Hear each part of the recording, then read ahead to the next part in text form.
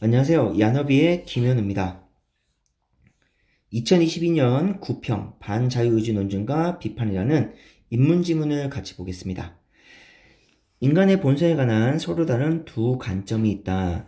먼저 대상을 언급해줬네요. 대상은 인간의 본성이고요. 그 본성에 대해서 관점이 두 가지가 있습니다. 그리고 그 두 가지의 관점은 서로 다르다는 거죠. 그래서 지금부터 이제 대비가 나올 건데요. 여기서 이제 관점이라고 하는 건 뭐냐면요. 여러분들, 관점은 어떤 대상이나 현상에 대해 가지는 방향이나 태도를 말해요. 이런 걸 우리가 관점이랍니다. 자, 그러면 이제 첫 번째 관점, 그 다음 두 번째 관점 이렇게 나열이 되겠죠. 그쵸? 먼저 첫 번째 관점은 뭐냐면 종교적 인간관이에요. 자, 종교적 인간관에 따르면 인간에게는 물리적인 실체인 몸 이외에 비물리적인 실체인 영혼이 있다. 자, 여기서 여러분들 몸하고 영혼이라는 단어가 나오는데 여기에 끌려 들어가면 안 돼요. 자, 이 지문에서 몸이라는 거는 뭐예요? 바디가 아니에요. 바디가 아니라 물리적인 실체예요. 자, 이 지문에서 몸은 물리적인 실체를 의미하는 거고요. 자, 이 지문에서 영혼은 뭐예요? 비물리적인 실체를 말하는 겁니다. 자, 지금부터 몸은 물리적인 실체, 영혼은 비물리적인 실체, 그렇게 인식을 하셔야 돼요. 그럴 때.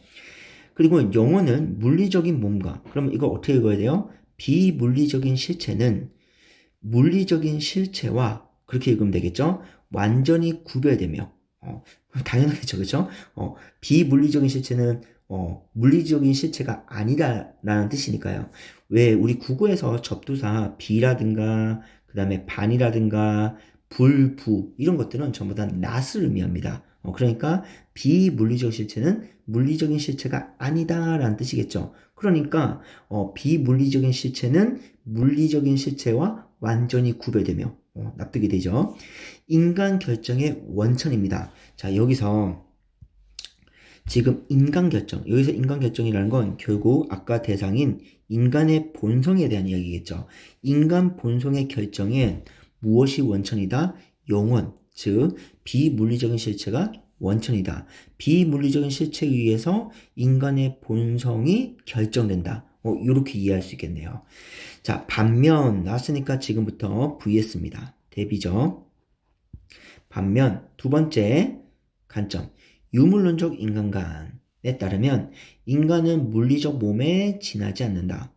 물리적 몸, 즉 물리적인 실체죠. 물리적인 실체 이외에 영원, 즉 비물리적인 실체는 존재하지 않는다. 아, 유물론적 인간관은 물리적인 실체만 있는 거예요. 비물리적인 실체는 없는 겁니다.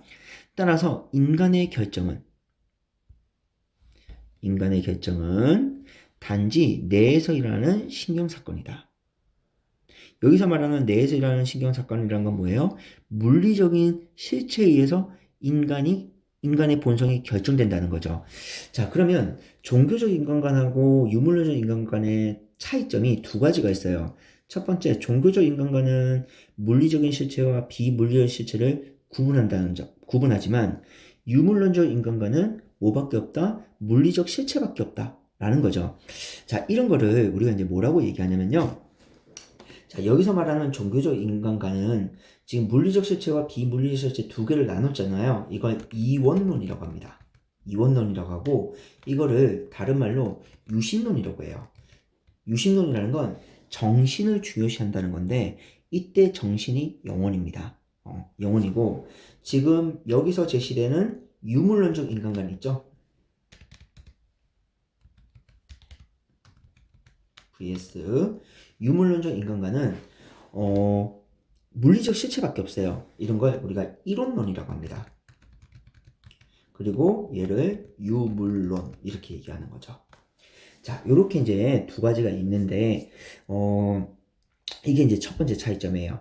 이원론과 이론론은 예전에 평가원 기출로도 여러 번 나왔었어요. 여러 번 나왔었고 특히 2014년 어디였었나요? 수능이었죠. 그렇죠. 2014년 수능 B형에서 한번 나왔고, 그 다음에 2020년 뭐 예비 시행령에서도 이원론과 이론론에 대한 이야기가 나왔습니다. 특히 뭐 유물론 같은 경우는 2018년 수능에서도 다뤘을 거예요. 그러니까 기존에 나왔던 얘기 소재를 다시 이용해서 지금 글을 쓰고 있는 거예요.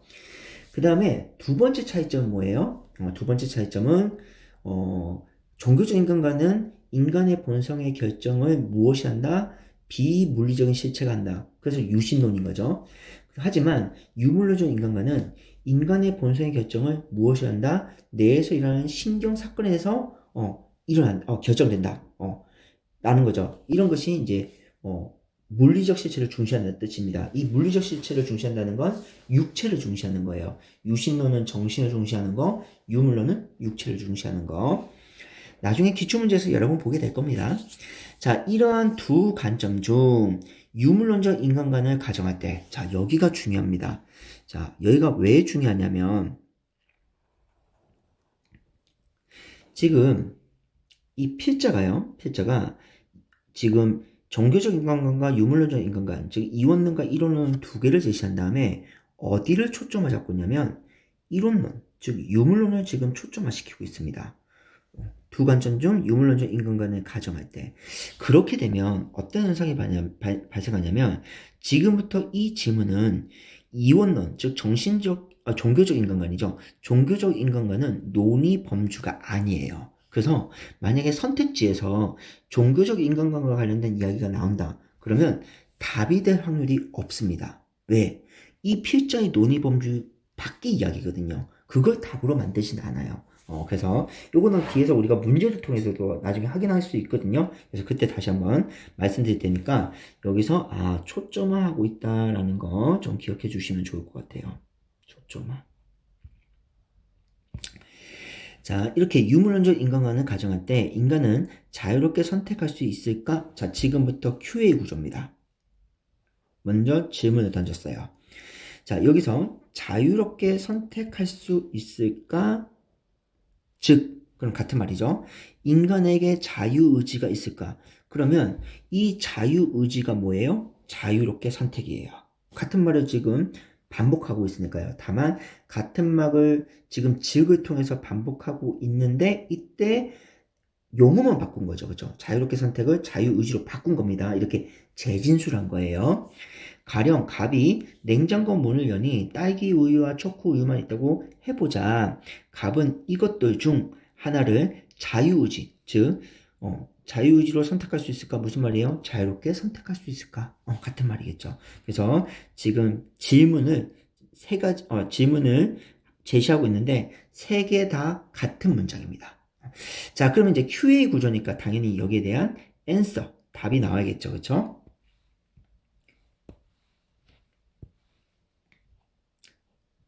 이렇게 답이 나올 건데, 자, 이러한 질문과 관련하여, Q와 관련하여 반자유의지 논증은, 자, 앞에서 제가 비물리적 실체에서 한번 말씀드렸는데, 접두사 비, 반, 그 다음에 불, 부, 뭐 이런 것들은 전부 다 not을 의미합니다. not. 그러니까 반자유의지 논증은 자유의지가 없다에 대한 논증이라는 거죠. 그러면 당연히 결론은 어떻게 잡힙니까? 결론은 이렇게 잡히는 거죠. 자유의지가 없다. 자, 요렇게 당연히 반자유의지 논증은 이렇게 결론을 잡을 겁니다. 자유의지가 없다라고요. 자, 근데 이 문장 구조가요. 어떤 구조냐면 지금 두 가지 구조예요.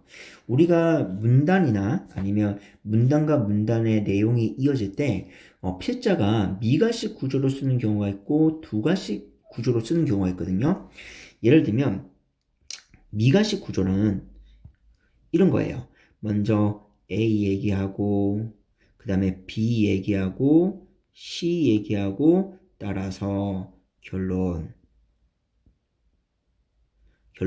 가다. 요렇게 잡는 거. 이런 게 이제 미가식 구조인데 꼬리 밑자를 쓰는 겁니다. 그래서 결론이 꼬리에 있다는 거예요. 자, 이런 미가식 구조가 일반적인 겁니다. 일반적인 구조고요. 이런 구조일 때는 당연히 A 내용 이해, B 내용 이해, C 내용 이해 각각 다 이해를 하죠. 그리고 결론 부분에서 우리는 이 이해를 통해서 이 필자가 제시한 결론을 납득하면 됩니다. 그게 다예요. 그래서 자연스럽게 그 필자의 논리 구조가 인지가 되는 거죠. 그런데 두 가지 구조라는 게 있어요. 이 두 가지 구조는 머리 두 자를 씁니다. 그래서 결론이 맨 처음에 제시돼요. 결론부터 던집니다. 결론은 가다. 이렇게 던져주는 거예요. 그러면 우리가 결론을 딱 보면 처음에 이게 왜 그런지 납득이 안 될 거예요. 왜? 설명이 없었잖아요. 그리고 이 결론이 나오는 이유를 지금부터 설명을 할 건데 이런 걸 상술이라고 합니다. 쭉 설명해 줄 건데 상술 설명을 해 줄 건데 이때 A 이야기, B 이야기, C 이야기를 할 거예요. 자, 그러면 이 C까지 읽고 나서요. 여러분들이 그냥 내려가시면 안 돼요. 두 가지 구조일 때는 반드시 어떻게 해야 되냐면 여기까지 이해를 했겠죠? 그리고 다시 결론을 봐야 돼요. 그리고 우리는 필자의 견해를 납득해야 됩니다. 즉 쉽게 말하면 이거예요. 두 가지 구조가 나왔을 때는 미가식 구조로 재구조화시키는 겁니다. 내 머릿속에서. 그래야 지문의 내용을 정확하게 장악할 수 있어요. 그래서 지금 여기가 두 가지식이라고 했잖아요. 그러면 이 결론이 왜 나왔는지를 나중에 요 상술 부분을 읽고 다시 한번 쳐다봐야 됩니다. 자, 그럼 한번 볼까요? 우선 임의의 선택은 이전 사건에 의해서 성결정되거나 무작위로 일어난다. 먼저 선택이라는 거는요. 이런 임의의 선택이라는 건 첫 번째, 성결정되거나, 그죠? 성의 결정을 통해서 선택이 되거나, 두 번째, 무작위를 통해서 선택이 되는 겁니다. 이렇게 둘로 나눴네요. 여기서 무작위로 나타난다는 것은 성결정되지 않는다는 것을 의미한대요. 아, 무작위는 뭐다? not 성결정이죠. 성결정되지 않았다. not 성결정. 자, 이러한 전제하에 그러면 요 1번하고 2번이 뭐가 되는 겁니까? 전제가 되는 거예요. 자, 요 부분을 제가 한번 정리를 해볼게요. 이거 좀 지우고요.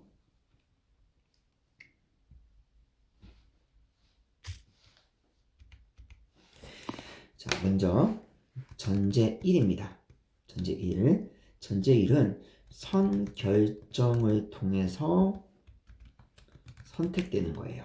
이게 전제 1이고요. 그 다음에 전제 2입니다. 전제 2는 무작위를 통해서 선택되는 건데 이때 이 무작위가 뭐예요? not 성결정입니다. 그리고 이 무작위를 통해서 선택되는 거. 이게 전제 2예요. 자, 다시 질문 가볼게요. 이러한 전제하에 전제 1과 2를 통해서 전제 1과 전제 2를 통해서 반자유의지 논증은 자, 성결정 과정과 무작위 과정을 모두 고려합니다. 그러니까 전제 1과 전제 2를 모두 고려한다는 거예요. 그러면 언급 순서가 일반적으로 제시 순서니까 뭐부터 시작할까요? 전제 1에 대한 설명을 시작하겠죠. 즉 성결정을 통해서 선택된다. 요거에 대한 설명을 할 거고요. 그 다음에 두 번째 전제 2에 대한 설명을 할 겁니다. 무작위를 통해서 선택되는 것이다. 요거에 대한 설명을 하겠죠. 그리고 그 설명을 통해서 어떤 결론이 나와야 돼요? 자유의지가 없다라는 결론이 도출돼야 됩니다. 자, 첫 번째로 임의의 선택이 그 이전의 사건에 의해서 성결정됐다고 우리 가정해보자. 자, 이게 뭐예요? 전제 1이죠. 예, 전제 1입니다. 자, 반자유의지 논증에서는 이 경우가 뭐예요? 전제 1의 경우 우리에게 자유의지가 없다라고 결론이 내린대요. 우리에게 자유의지가 없다라고 결론 내린다. 가령 갑의 딸기 우유 선택이 심지어 갑이 태어나기 전에 성결정된 것이라면 자, 성결정이라는 단어가 뭔지 몰랐어요. 그쵸? 정의를 안 줬으니까요. 근데 이 사례를 통해서 성결정의 의미를 우리한테 보여준 겁니다. 성결정이라는 건 뭐예요?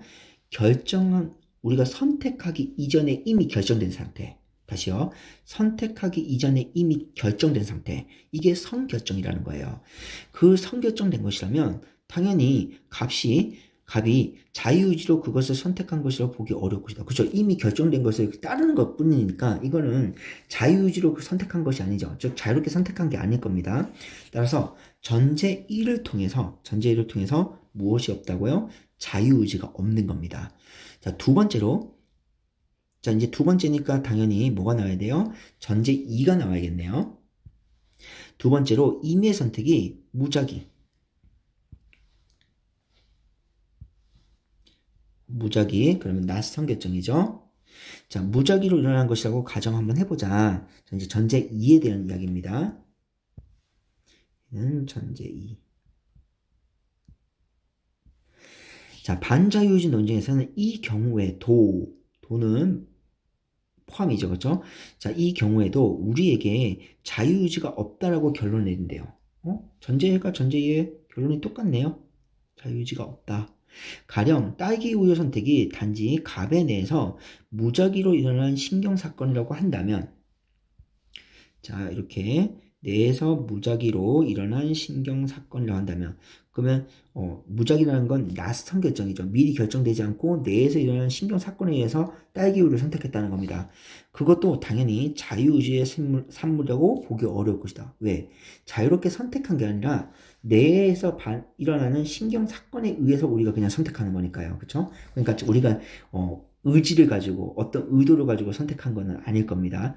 자, 그러면 결국 이렇게 되네요. 자, 반자유의지 논쟁에서는요. 지금 전제 1을 통해서도 뭐예요? 자유의지가 없다가 되고요. 물결은 낫입니다. 그 다음에 전제 2를 통해서도요. 뭐가 돼요? 자유의지가 없다가 되겠죠. 자, 그러면 내가 요 상수의 부분을 다 읽었으니까 다시 한번 여기를 쳐다보는 겁니다. 결론을요.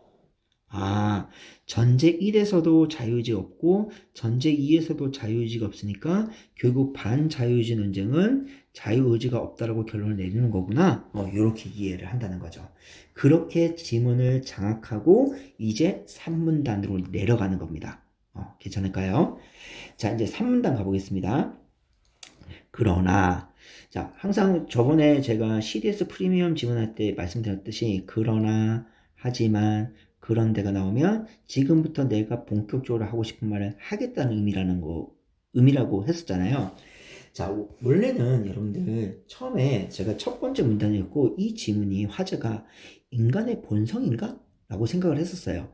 인간의 본성인가? 하다가 어디쯤에 요 초점화되는 요 부분 있죠. 요 부분에 갔을 때, 이 지문은 초점화 시켰으니까, 화제가 유물론적 인간관인가 보다, 라고 생각을 했어요. 그런데 갑자기 Q가 나와요. Q의 구조네? 그러면 당연히 화제는 이 질문과 관련된 답변, answer, 이 답변이 결국 화제가 되겠죠. 그래서 이제 화제가, 그러면 반자유주의 논쟁은 자유의지가 없다라고 결론 내린다. 이게 화제고 이거에 대해서 설명하는 건가? 하고 쭉 봤어요. 그런데 3문단 갔더니 보세요. 자, 여기서 Q가 나왔고요. 여기서 answer가 나왔죠. 그래서 결국 여기까지 내가 이해를 했고 다시 결론을 잡았어요. 그래서 반자유주의 논증은 자유주의가 없다는 결론이 나왔구나. 그러면 더 이상 그 이야기가 나오면 안 돼요. 이미 이야기는 끝난 거예요. 그렇죠? 왜? 질문과 답변이 나왔으니까요. 근데 3문단이 있고 4문단이 있고 5문단이 있는 거예요. 그러면 다른 이야기를 하는가 싶어서 봤더니 아닌 거죠. 그러나 하면서 보세요. 여기서 그러나가 있어요. 그럼 여기서부터 필자가 본격적으로 하고 싶은 말을 하겠다는 뜻인데? 그래 놓고 이 논증. 자, 이 논증이 뭡니까? 이 부분 좀 잠깐만 지울게요. 자, 여기서 말하는 이 논증이라는 건 뭐예요? 반자유의지 논증이죠. 이거에 대해서 다양한 비판이 가능하대요. 그러면 지금부터 반자유의지 논증을 비판하겠다는 거죠. 이해되시나요? 그래서 여기서 제가 이제 잡은 거예요.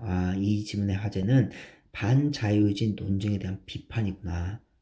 그러니까 화제가 어디에 있는 거예요? 3문단에 있는 거예요. 그리고 여기서부터 잘 읽어야 되는 거죠. 그러나 신경 쓰셔야 돼요. 항상 그러나 그런데 하지만 자, 그러면 지금 여기서 제시했던 요 반자유주의죠. 전제 1, 전제 2를 통해서 나오는 요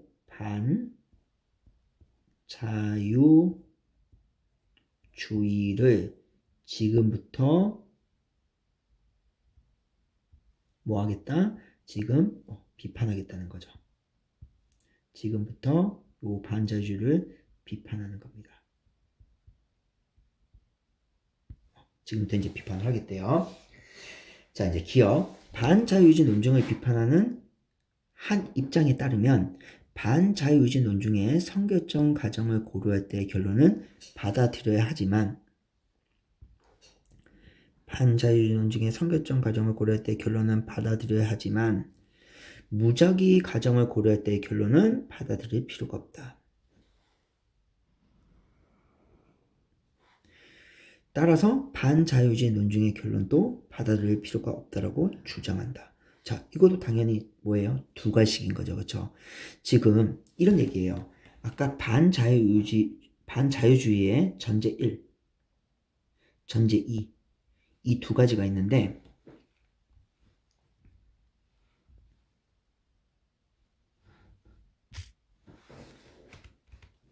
자, 지금 요 비판한 입장에서는 전제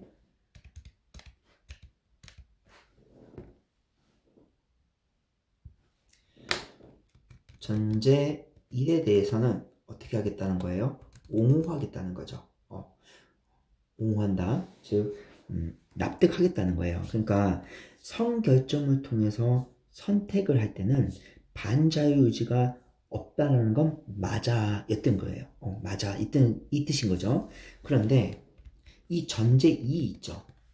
전제 2에 대해서는 뭐 한다고요?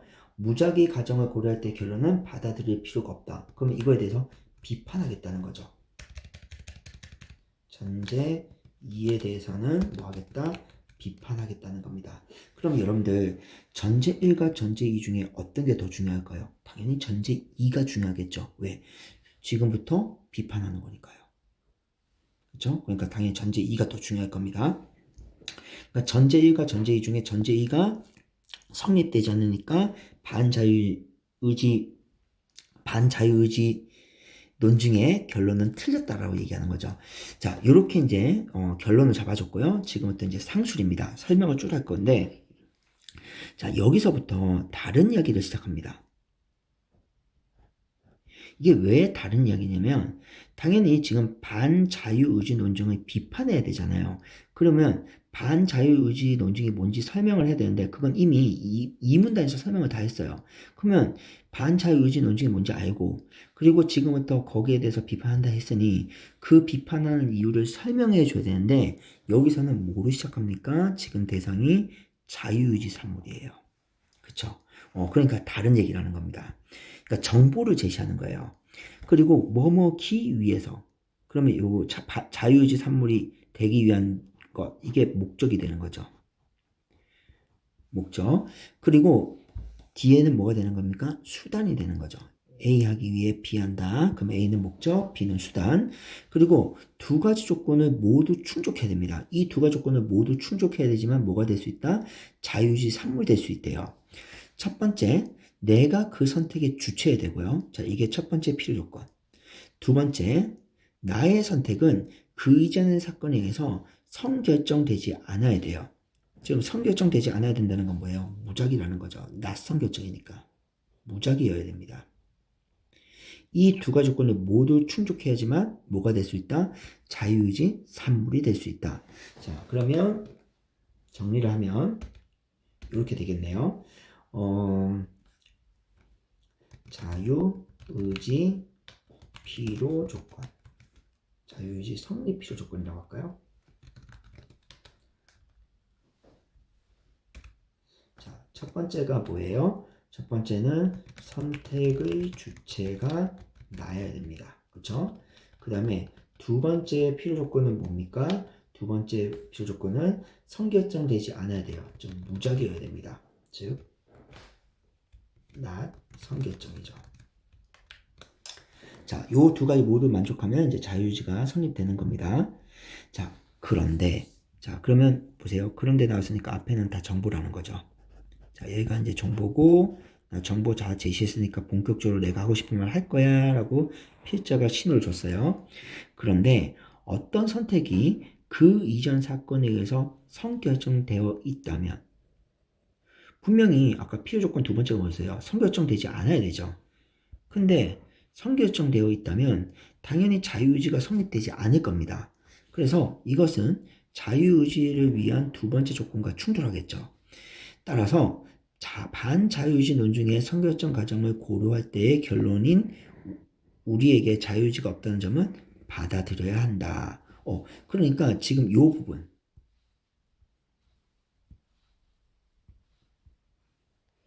좀 지우고요. 반자유의지 논중의 선결정 과정을 고려할 때의 결론인 우리에게 자유의지가 없다는 점은 받아들여야 한다. 자, 이 부분이 뭐가 되는 겁니까? 전제 1의 옹호가 되는 거죠.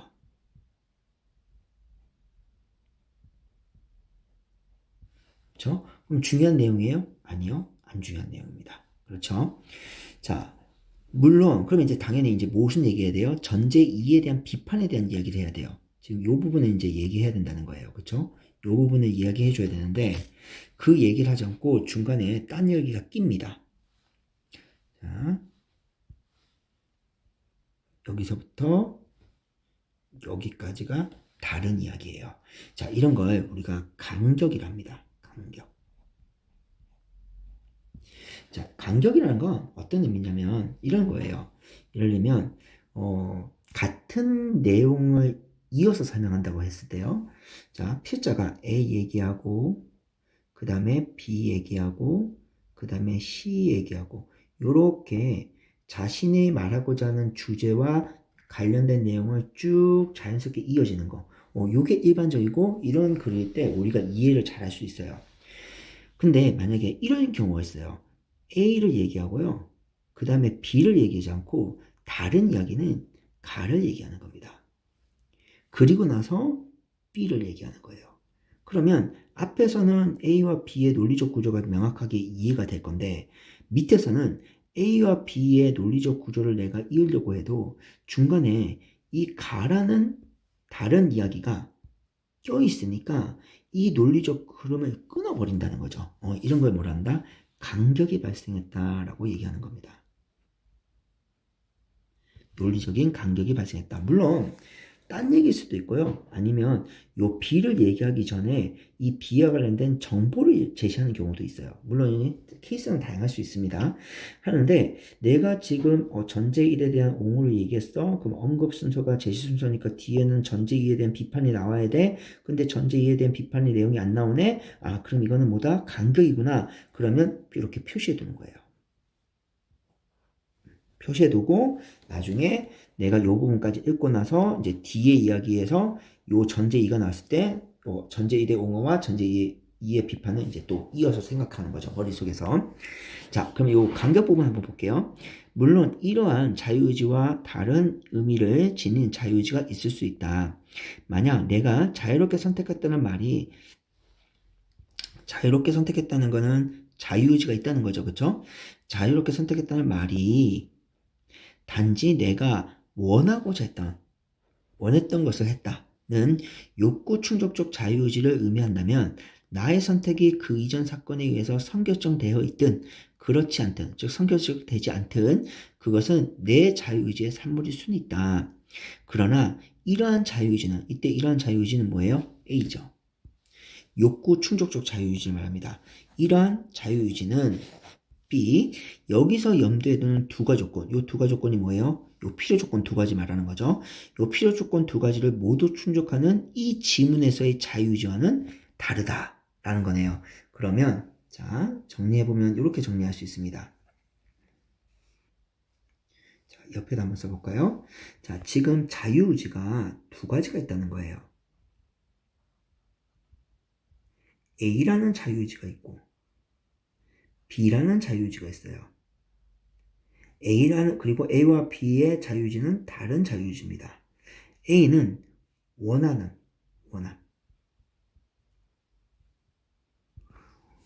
원함의 의미를 나타내는 자유의지라면 그거는 선결정이든 선결정이 아니든 상관없이 내 자유의지가 사물일 수 있어요. 하지만 B에서 말하는 자유의지는 필요 조건 두 가지를 모두 갖춰야 됩니다. 즉 선택의 주체는 나이고 그 다음에 무작위여야 돼요. 이 필요 조건을 모두 갖춰서 발생하는 자유의지가 B가 되는 거죠. 이 B가 지문에서 말하는 자유의지라는 겁니다. 자, 이렇게 지금 자유의지를 둘로 분류해 놓고 우리한테 설명을 했죠. 자, 그리고 이제 마지막 문단 가볼게요. 다음으로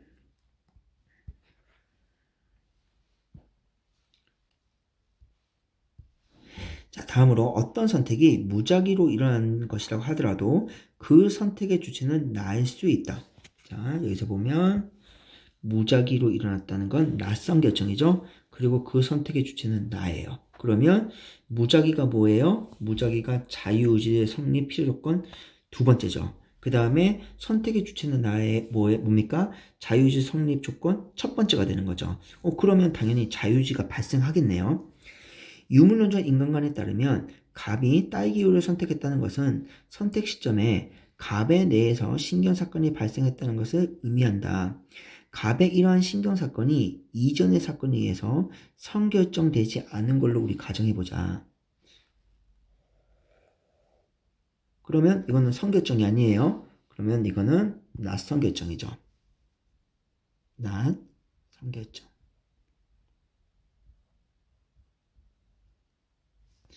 자, 낯선 결정이 될 거고요. 자, 이러한 가정 아래서도 갑은 그 선택의 주체일 수 있어요. 자, 선택의 주체입니다. 그러면 지금 필요조건 두 가지를 모두 만족했네요. 자, 그렇게 되면 이제 어떻게 됩니까? 자유의지가 있는 거죠. 자, 이 가정은 선택이 있었다. 왜냐하면, 그러면 여기가 이제 결과, 여기가 이제 원인이네요. 왜냐하면 그 가정은 선택 시점에 발생한 뇌의 신경 사건으로서 갑이 딸기우를 선택했다는 사실은 바뀌지 않기 때문이다. 그러니까 앞에서 반자유의지 논중에서는요, 무작위 때 선택되는 것도 자유의지가 없다라고 했죠. 왜? 뇌 신경 사건의 무작위의 반응이기 때문에. 그렇죠? 근데 지금 여기 반자유의지를 비판하는 입장에서는요, 내 신경사건에 의해서 딸기 우유가 선택됐다 하더라도 선택의 주체가 나이기 때문에 그거는 자유의지로 볼 수 있다는 거죠. 왜? 갑이 딸기 우유를 선택하는 건 바뀔 수가 없으니까요. 그렇죠? 그러니까 결국 이런 겁니다. 내 신경사건에 의해서 어떤 선택이 발생했다는 것도 결국 나에 의해서 선택된 거예요. 왜? 내는 나의 일부니까요. 뭔가 어떤 느낌인지 이해되시나요? 물론 거기에 대해서 좀 더 구체적이었으면 좋긴 하겠지만 거기까지 원하진 않고요. 그냥 지금 두 가지 조건을 모두 충족했기 때문에 결국 요 전제 두 번째 반자유주의에서 제시했던 요 전제 두 번째에서는 뭐가 발생할 수 있다? 자유의지가 발생할 수 있다는 거죠. 그래서 결국 이렇게 됐네요. 결국 반자유주의 논중의 무작위 가정을 고려할 때 결론은 받아들일 필요가 없다. 왜? 자유의지가 있으니까.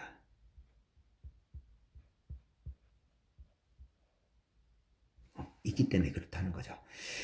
그러면 뭐가 가장 큰 차이점이냐면 이제 여기서 이제 꽝 부딪히는 거죠. 아까 두 번째 문장에서 반자유주의 논중했을 때는 무작위로 일어난 것이라고 가정했을 때 자유의지가 없다라고 했죠. 이 부분.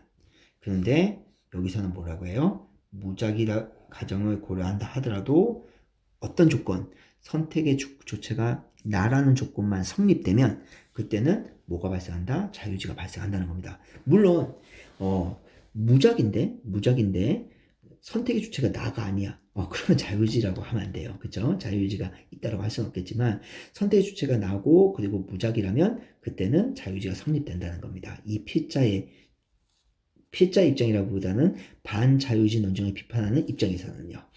자, 이렇게 우리가 이 지문을 봤고요. 이제 이거와 관련된 문제를 같이 한번 풀어보도록 하겠습니다. 자, 10번 문제입니다. 윗글에 대한 설명으로 적절하지 않은 것을 고려라. 단순 내용 일치 문제네요.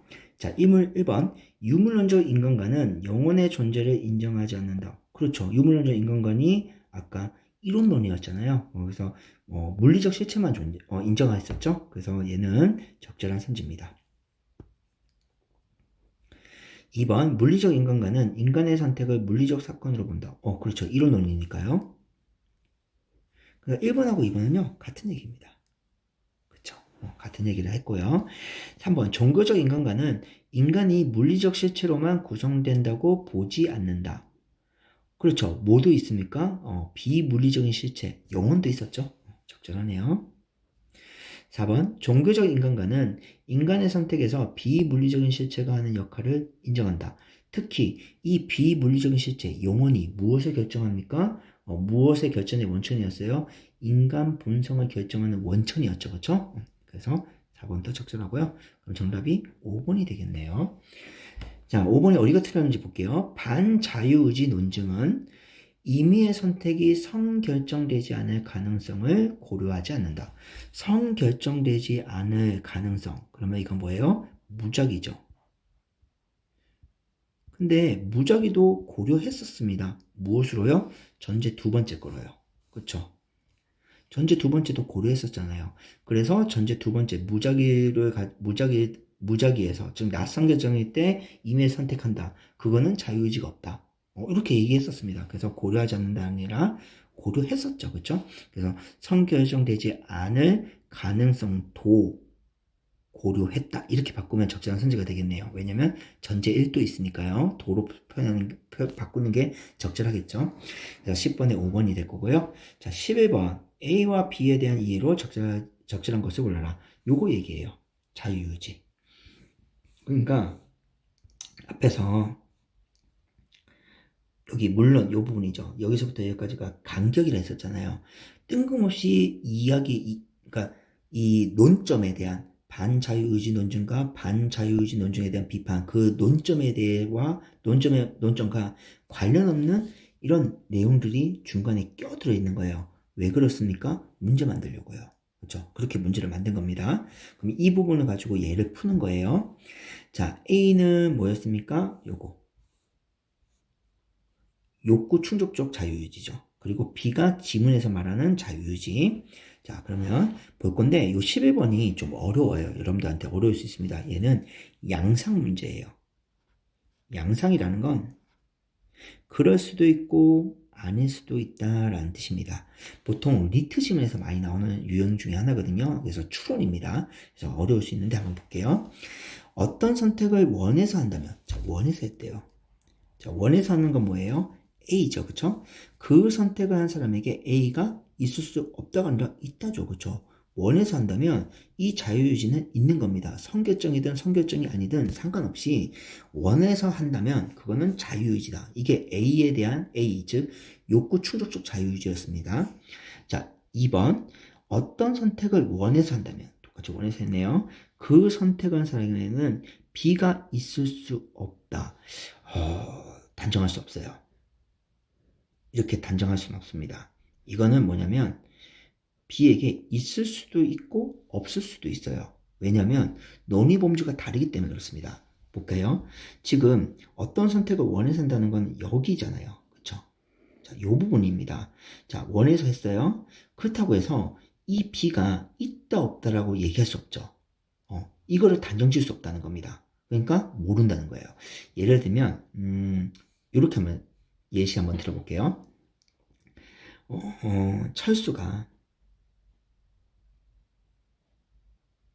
철수는 자기가 생각하는 이제 여사친과 애인이 있겠죠, 그쵸? 여사친, 여자인, 사람인 친구, 그 다음에 애인. 자, 철수 입장에서는 자신의 여사친이 되려면 일단 무조건 착하면 돼요.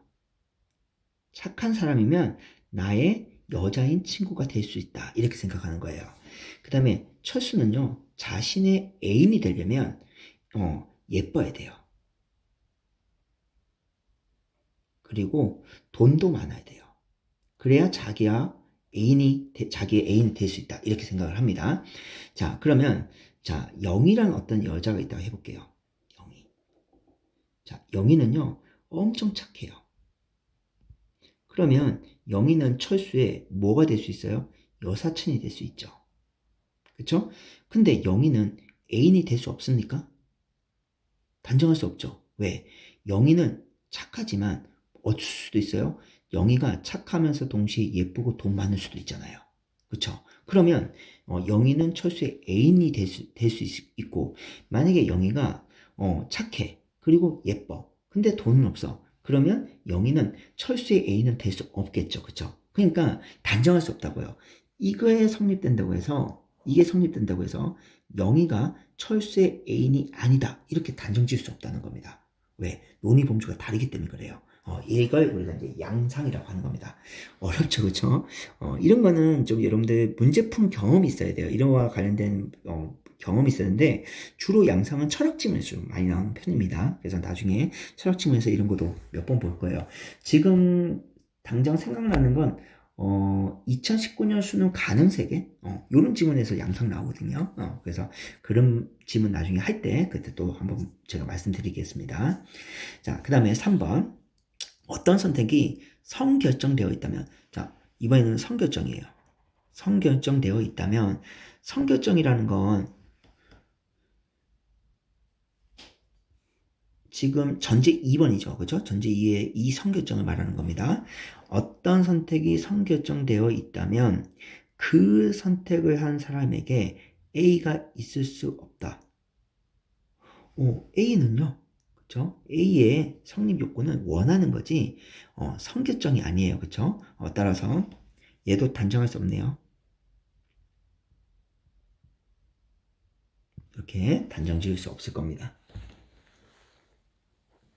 그리고 특히 3번 같은 경우는 지문에서도 명시되어 있어요. 지문 보면 어떻게 되어 있냐면,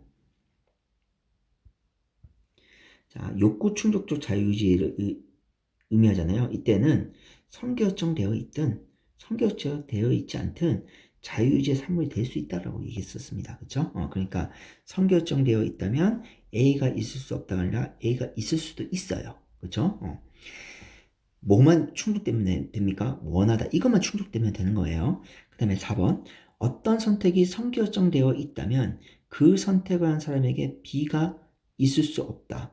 자, 어떤 선택이 성결정되어 있어요.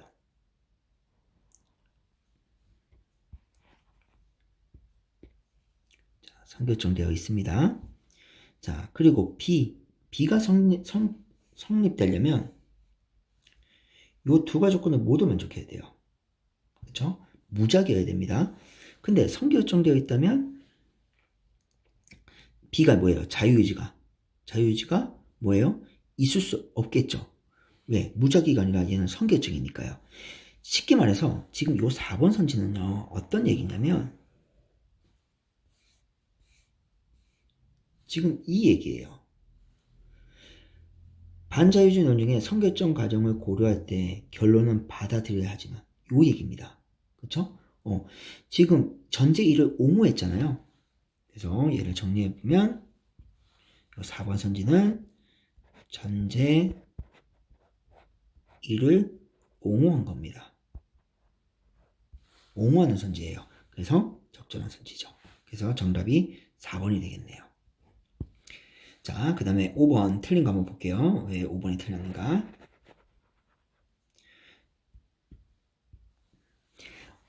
어떤 선택을 원해서 하고 그 선택이 성결정되지 않았다면, 자, 원해서 했어요. 그리고 성결정되지 않았어요. 이건 뭐예요? 무작위. 그러면 그 선택한 사람에게 A와 B 중에 어느 것도, 그럼 어느 것도니까 모두죠. 모두 있을 수 없다. 자, 근데 여러분들 이렇게 생각해 보세요. 원했어요. 그럼 원하면 A가 성립되잖아요. 그쵸? 그런데 A와 B 중 어느 것도 모두 있을 수 없다? 아니죠. A가 있을 수는 있죠. 그쵸? 왜냐면 원해서 했으니까요. 따라서 B 생각하지 말고요. 5번은 A만 생각해도 틀린 선지입니다. 이렇게 11번을 우리가 풀었는데 어렵죠. 그쵸? 이런 거는 좀 경험이, 양상 문제 푸는 경험이 좀 있으셔야 됩니다. 자, 이제 12번 문제 볼게요. 니은의 이유로 가장 적절한 것을 골라라. 니은이 뭐냐면 요거예요. 마지막 결론. 그쵸? 즉, 마지막 결론은 뭡니까? 요거죠. 무작위고, 그쵸? 그리고 선택의 주체가 나라면, 그때는 뭐가 성립된다? 자유의지가 반드시 자유의지가 성립될 수 있다. 요게 결론입니다. 자, 니은A로 가장 첫째는 골라라. 1번 비물리적인 실체인 영혼은 존재하지 않기 때문이다. 아까 말했던 이거예요. 초점화. 그러니까 이렇게 초점화, 지금 이 질문은 그 유물론적 인간관, 즉 이론론이 초점화시켰습니다. 얘는 이 지문의 논점이 아니에요. 비물리적 실체의 용어는 이 지문의 논점이 아닙니다. 종교적 인간관은 논점이 아니에요. 따라서 1번은 답이 될 수 없는 거예요. 이런 식으로 좀 느끼셔야 돼요. 아, 초점화를 잡아놓고 초점화와 다른 논의의 범주에 대해서 선택지가 나왔을 때는 답이 되기 힘들다. 2번, 어떤 선택은 무작위로 일어난 것이 아니기 때문이다. 여러분들, 요 결론 있잖아요. 요 니은의 결론이 성립되려면요, 필요 조건 두 가지를 모두 만족해야 돼요. 근데 두 번째 필요 조건이 뭐였어요? 무작위였죠? 무작위로 일어나야 됩니다. 그래야 이 결론이 도출되는 거예요. 3번, 어떤 선택은 성결정되어 있지만 욕구 충족적 자유의지, 저는 딴 얘기죠. 그죠? 욕구 충족적 자유의지는 이 지문에서 말하는 자유의지가 아니라고 했습니다. 지금 우리는 B에 대한 이야기를 해야 되지 A에 대한 이야기를 하면 안 돼요. 그래서 3번도 틀렸네요.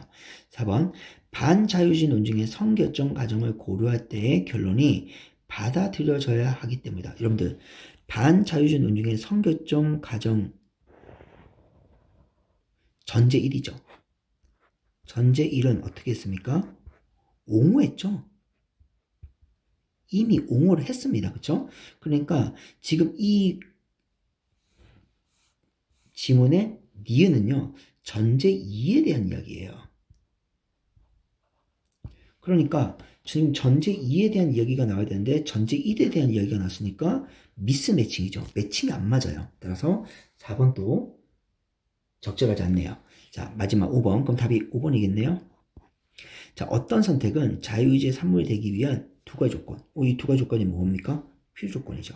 그렇죠? 여기서 말하는 이 두 가지 필요 조건을 모두 충족했기 때문에 그래서 어떻게 된다? 자유의지가 성립된다. 요게 결국 요 니은의 결론이었어요. 니은, 즉 이 반자유의지 논증을 비판하는 결론이었습니다. 정답 5번이네요. 자, 마지막 13번입니다.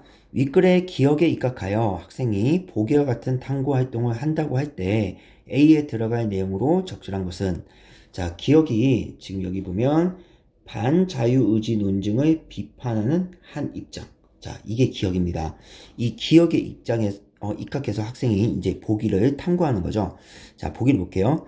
자유의지와 관련된 H 가설과 실험을 보고, 자, 여기서 무엇에 대한 논의인지를 보셔야 돼요. 반자유의지 논증에 대해서 논의하는 겁니다. 그럼 반자유의지 논증은 뭐예요? 결론은 자유의지 없다죠.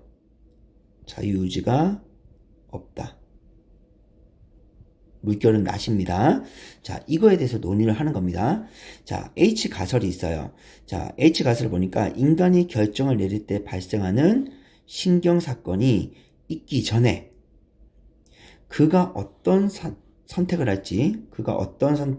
할지 알게 해주는 다른 신경사건이 그에 대해 매번 발생합니다. 그러면 이거는 뭘 의미하는 거예요? 성결정이 있다는 거죠.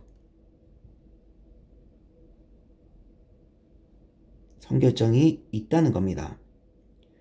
자, 그러면 이 실험을 통해서 이 가설이 참일 수도 있고 거짓일 수도 있겠죠. 자, 그럼 실험을 볼게요. 피실험자의 왼손과 오른손에 각각 버튼 하나가 주어진다.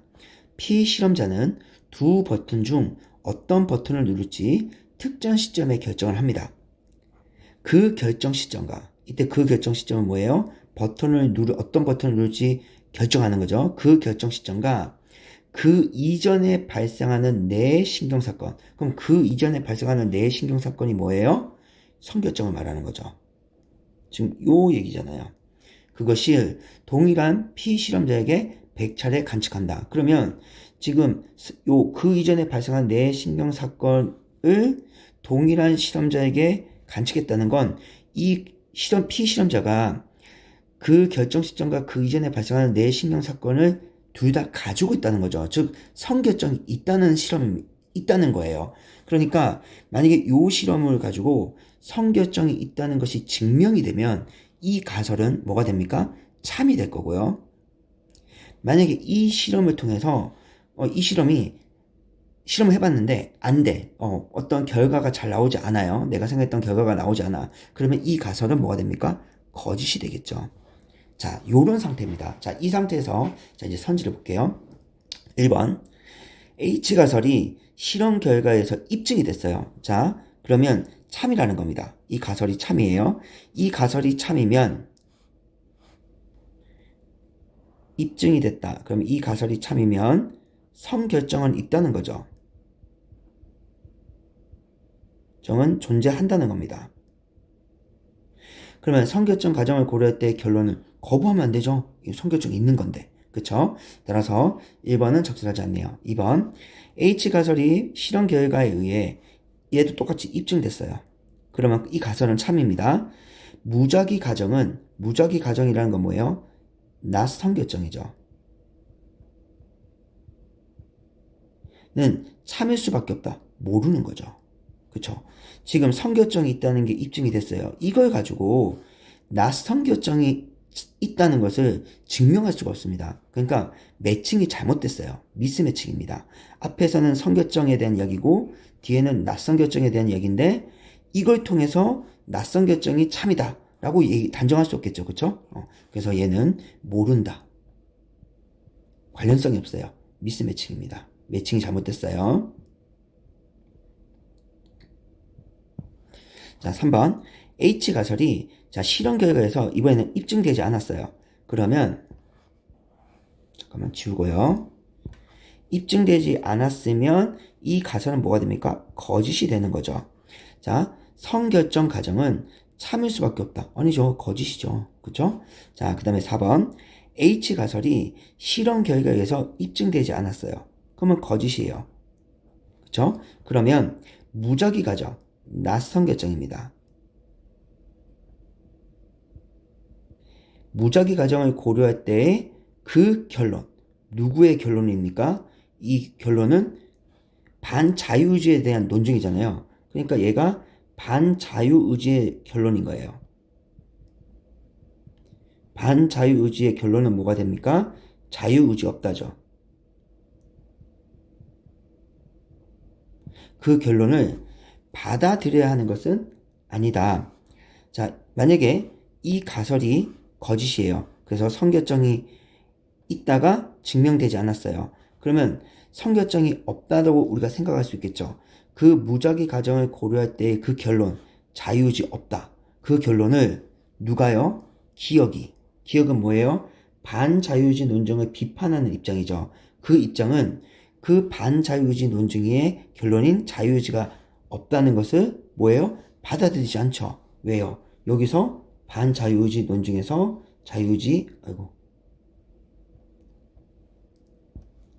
여기서 반자유의지는 자유의지가 있다는 것을 의미하는 거예요. 그쵸? 여기선 자유의지가 있다. 언제? 성결정일 때. 이게 반자유의지 논증을 비판하는 주장이잖아요. 입장의 주장이잖아요. 따라서 정답이 4번이 되겠네요.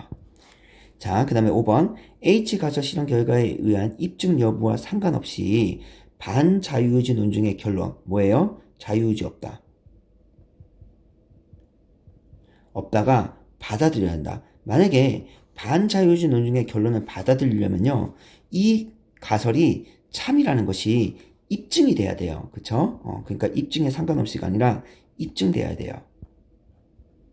입증되어야 성결정이라는 건 있게 되는 거고, 그러면 이 반자유의지 논증의 결론을 받아들일 수 있겠죠. 기억 입장에서요. 왜? 성결정이 있으니까요. 따라서 5번은 또 적절하지 않네요. 자, 이렇게 해서 우리가 2022년 9평 반자유의지 논증과 비판이라는 이 지문의 분석과 그리고 문제까지 다 풀어봤습니다. 자, 오늘 고생 많으셨습니다.